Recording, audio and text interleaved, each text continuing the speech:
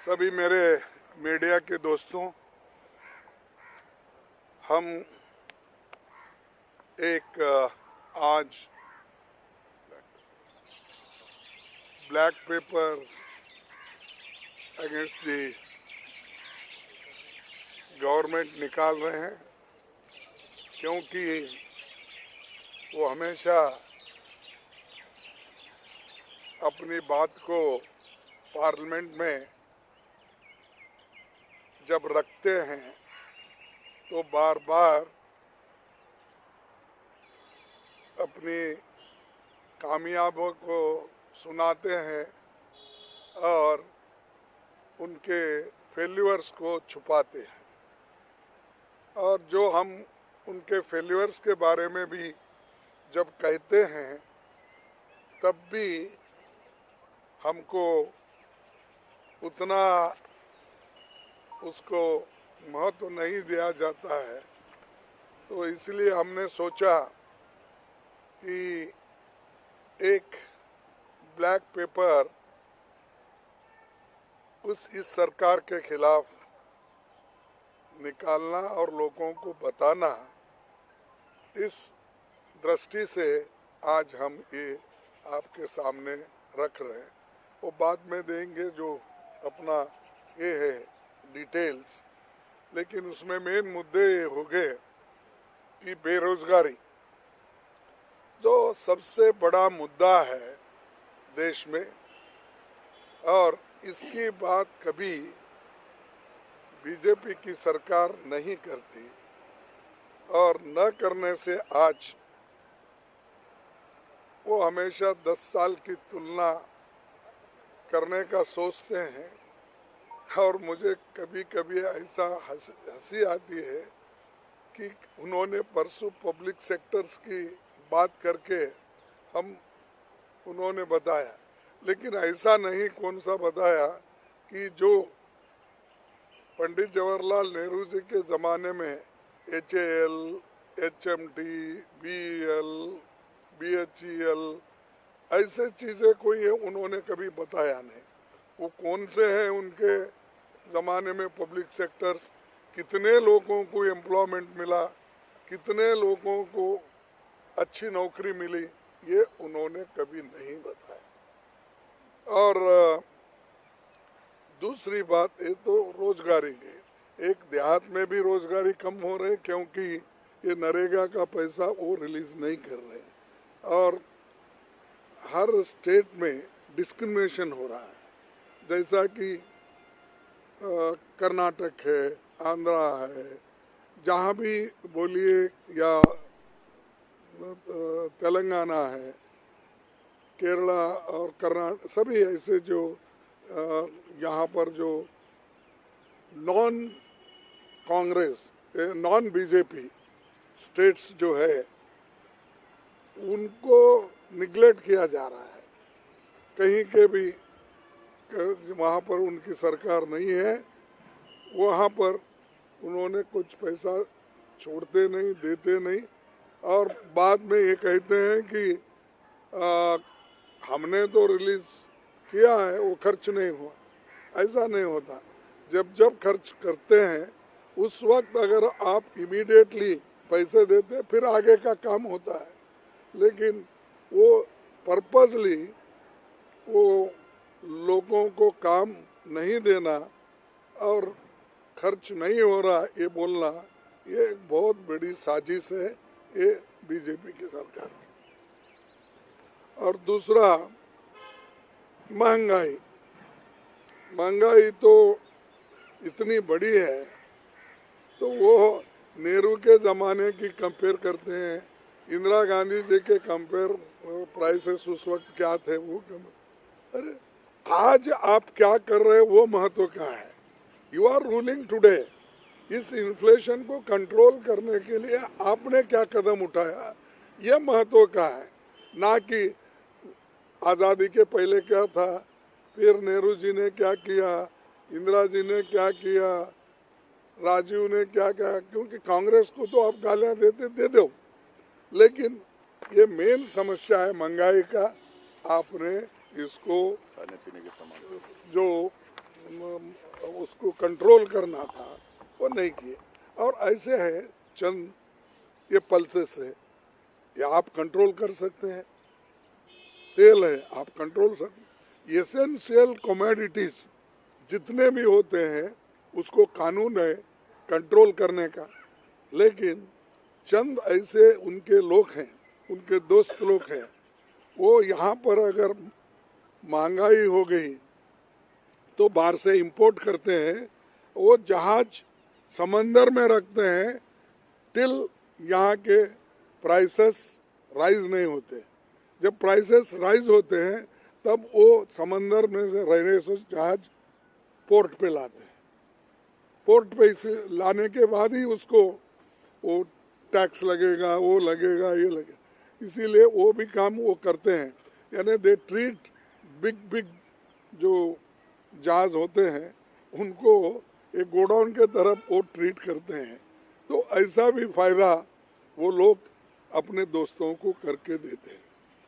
और तीसरा किसान, किसान का हम नहीं बोल रहे, किसान लोग तो धरना बैठे यहाँ, और किसान लोग वहाँ पर 1 साल तक बैठे, उनकी कोई चिंता उन्होंने नहीं की, और 3 काले कानून लाके उन्होंने फिर बाद में वापस लिया।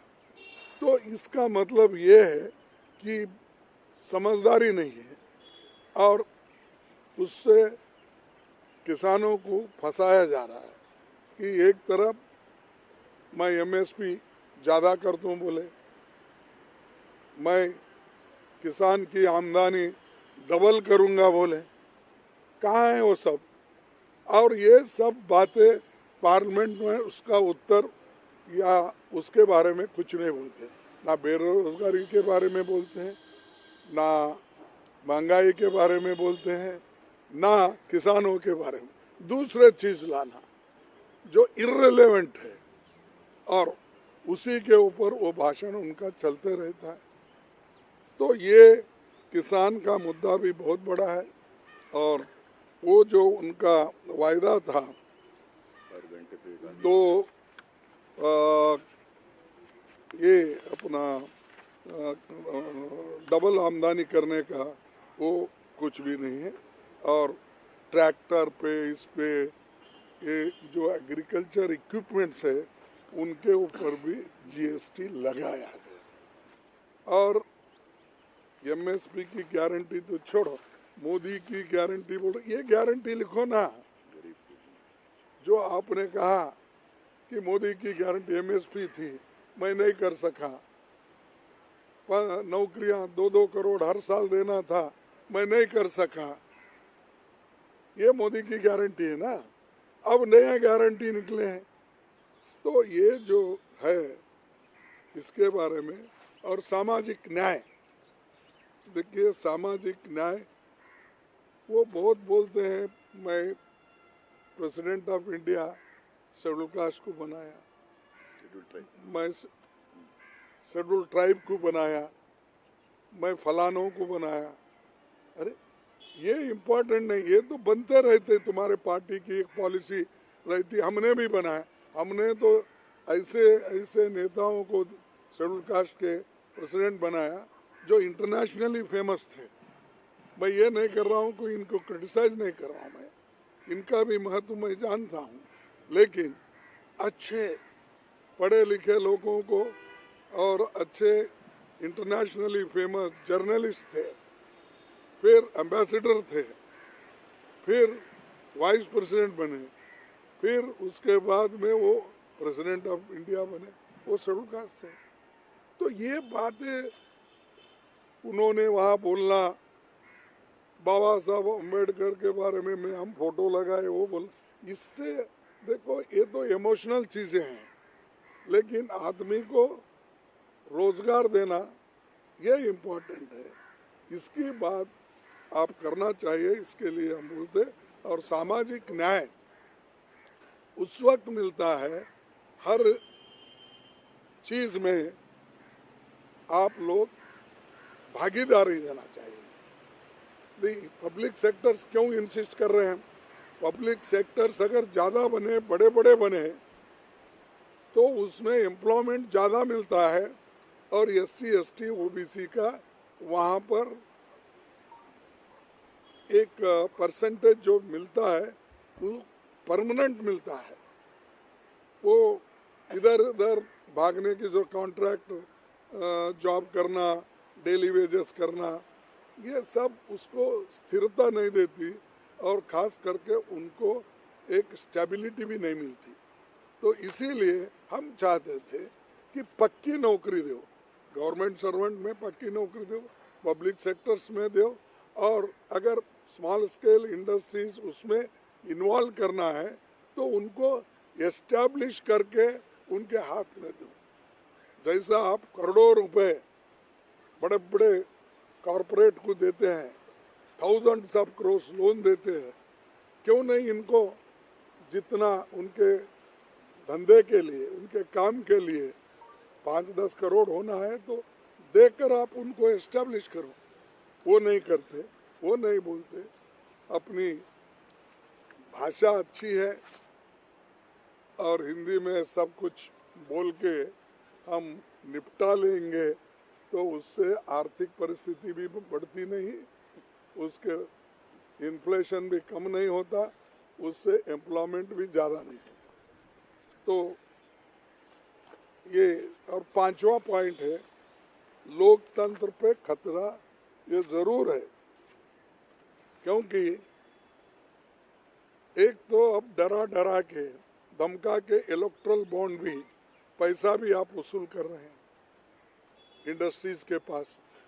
हमने नहीं पूछा, अभी तुमने चाबी फिराते हो पीछे, वो आगे आके देते हैं, वो सब छोड़ के हमने किसी को पूछा नहीं, किसी को तंग नहीं। तंग कैसा करते हैं?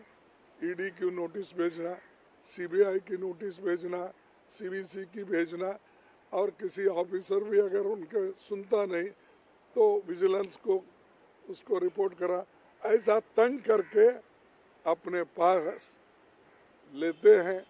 और इलेक्ट्रल बॉन्ड का भी इन्होंने इतना, फिर इससे पहले 10 साल पहले अगर उनके आइडियोलॉजी पे ही है, फिर इतने पैसे क्यों नहीं जमा होते थे, अब क्यों जमा?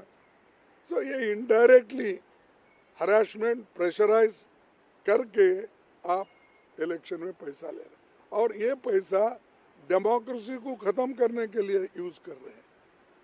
411 MLAs को 10 साल में उन्होंने अपने तरफ लिया। अब मैं ये नहीं कहता कितना पैसा दे के खरीदे, क्या करे, वो नहीं, लेकिन आपको तो मालूम है कितने सरकारें हमारे इलेक्टेड थे, जैसा कि मध्य प्रदेश, कर्नाटक, मणिपुर, गोवा, उत्तराखंड, ये सब आप जानते हैं कैसे गिरे ये, कि उनको इसमें ये डेमोक्रेसी को खत्म करना उनका काम है। और जो लीडर बोलता है उसको एक थ्रेट